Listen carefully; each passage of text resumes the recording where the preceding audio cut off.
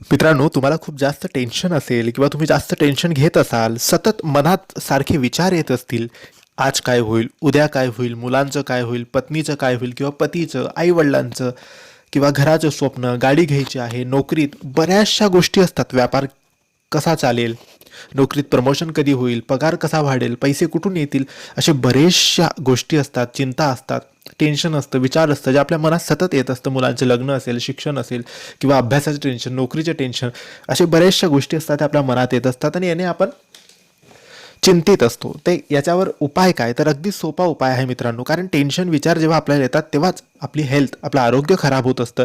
आणि जेव्हा आपल्याला टेन्शन विचार येणार नाही तेव्हा आपण बिंदास्त राहू, हसत खेळत राहू. कारण उद्या काय होणार आहे हे कोणाला माहीत नाही. म्हणून याच्यासाठी एक उपाय आहे. शांत जागेवर एकट्यामध्ये बसा, स्वामींचे नाव घ्या, डोळे बंद करा आणि स्वामींना बघण्याचा प्रयत्न करा डोळे बंद करून. काही दिवसात टेन्शन कमी होईल.